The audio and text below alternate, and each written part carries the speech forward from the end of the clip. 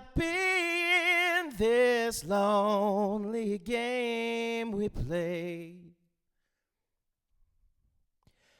No matter how hard we try,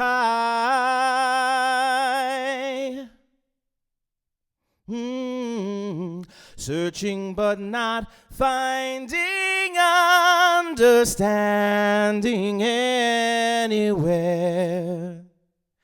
We're lost in a masquerade,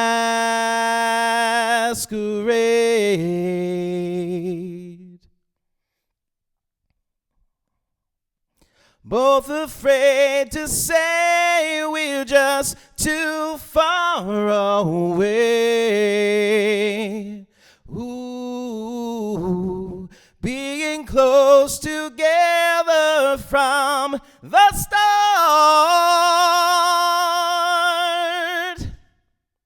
We try to talk it over, but the words get in the way. We're lost inside this lonely game we play, searching for the reasons why we carry on this way. We're lost in a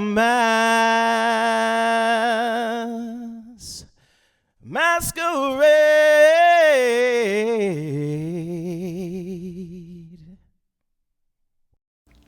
Hey folks, we're here again from Encore Chat, and I'm here with Dave Lucas, and you guys just heard his rendition of the Stevie Wonder tune Masquerade, which was absolutely awesome. And I'm very thankful that he stopped by to give me some insight on the business and things like that, and I have some questions for him. So we're just going to get right to it right now.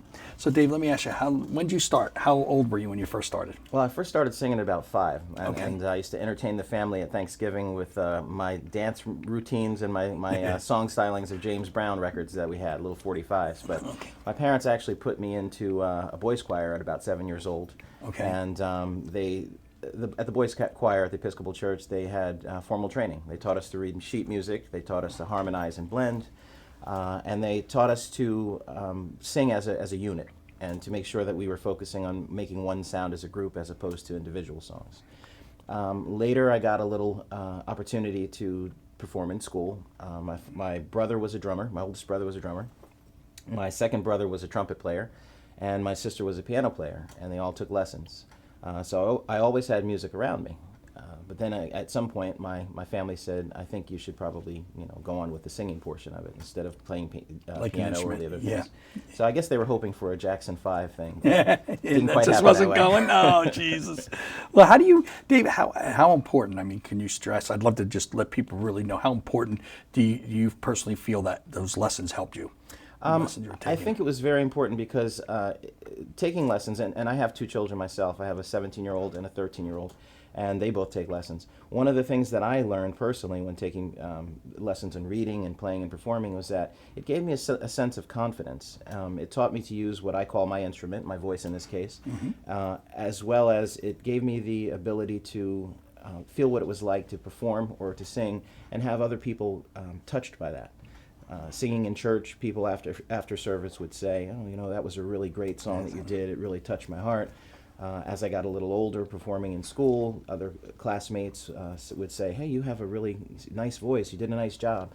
People that I didn't know suddenly knew my name. And it wasn't that it was a fame thing. It was more of a ice-breaking thing. Like connecting and people coming with you. Sure, absolutely. Well, how do you Dave, how do you feel like in today, now, your instrument's your voice. Yes. So, it's different than, to me a little bit, than like a piano and a guitar because there's still theory behind it, everything you do. That's right. Do you feel that the internet, the way like YouTube and stuff on, do you feel like what's your take on it as far as like in today's world as opposed to back when you were 7 or 8 or 10 and doing your traditional lessons and learning? Do you think it's a good? Do you think it's important that we should have it? There's good and there's bad. I Okay. think I'll focus first on the good. I think back when I grew up, we had radio. We didn't necessarily have television shows around the clock that presented music in a format that we could view it. There might be a variety show, or there might be someone on the news performing music or with instruments or with voice. But as I grew up, it was radio. And so we got to hear the music. We didn't necessarily get to see the person performing. So that inspired us to try and sound a lot like what we heard. So we focused on that. That there really wasn't any ability to learn the craft. When I took lessons, it taught me a different side of that. It wasn't just imitating a sound. It was breathing properly. It was understanding how long to hold notes, when to stop holding the note, things of that nature. The important theory of music as well. But at the end of everything, after learning the lessons, it made everything that I had done on my own stronger. But it also taught me how not to hurt my voice, which is important. Looking at the internet today, I think that kids have a way to see other people of their own age, of their own economic background, using a gift. And I think it inspires them to want to use it. The downside to it is that they don't see the hours of rehearsal, practice, and theory. How to do it, yeah. And every major performer today has a vocal coach or a instrumental coach that has either inspired them or continues to work with them.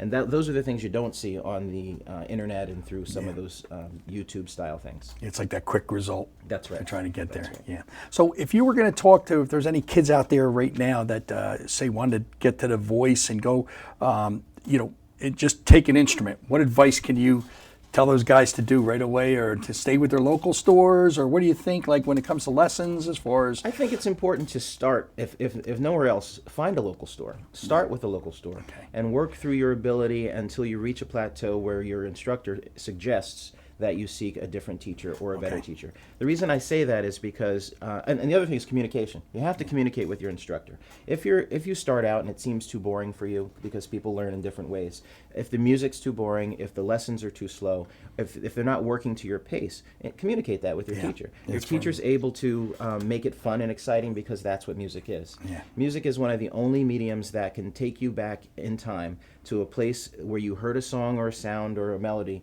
and remind you of what you were tasting, feeling, seeing, touching, smelling, all of that just from hearing the song. And I think that it's important to work with your teachers to help you find the commonality, the bond between the music you enjoy and the instruction that's going on to help you get to where you need to be. Yeah. It's powerful stuff, Dave. That's great. Now, could you tell everybody what you're doing? Let's give an update. Sure. I want everybody to know, because well deserved, guys. You got to check them out. I am. I'm living down in Tinton Falls area, which is near Asbury Park, down by the shore, and I have a four-piece band that I'm with right now. The one thing that we left out is that about 7 years ago, or about 7 or 8 years ago, I picked up the drums. I don't mean that I lifted the drum set. I mean I went in and I took lessons from a gentleman who has a store much like this, and he taught me the rudiments of drumming. I used what he taught me, including the sheet music and the practice and some CDs that he gave me to work with, in order to learn to keep time. From learning to keep time, I then began to sing, because I hear as a singer, melody first, and then I began to play and sing. So when I started with this band, I was missing my band from back home, the guys that I grew up with here in town, and I decided that I need to find some musicians to play music with. I find that when you have an instrument that you like, whether it's your voice or an actual instrumental piece of equipment, it's best to play with others, because that's how music's made. When you play with another person, it influences how you perform. It influences your ear. It influences how you actually play the instrument or sing the songs that you're singing. And so we built a band, and now we play down in the shore area. We play all different styles of music and types of music. We love requests, because it's something that gives us a chance to reach a crowd, reach someone in the crowd. So we often ask people to come back and bring us a request if we don't know the song that day, and it draws them back in. We play at parties, at backyard parties. We play at venues like the Wonder Bar in Asbury Park. We play at a local Applebee's, wherever we can find a place to play where people want to hear the music we have. So it's a good bonding experience. It's the only thing that I can equate to walking into a room full of strangers, performing, and leaving a room full of friends. So that's what music does for you, and I hope that you stay in it. I hope if you haven't taken lessons yet, you consider it, and you're never too old to start. That's the one thing I would get across. Amen to that. Amen. Dave, thanks so much for coming. I Thank really, you. really appreciate it. And guys, check him out. He's the real deal. He's good. Very good. So check him out, guys. And thanks again for coming to Encore Chat. Take care. Really put an effort in to learn an instrument. It's so, so important. Thanks again for lending an ear. Thanks for stopping in to Encore Chat. I'm Pete Schmeeds, that owns a small little store called Schmeeds Music, 831 Route 10 East in the Pine Plaza Shopping Center in Whippany, New Jersey. Thanks, guys, and stay in touch to see more videos to come.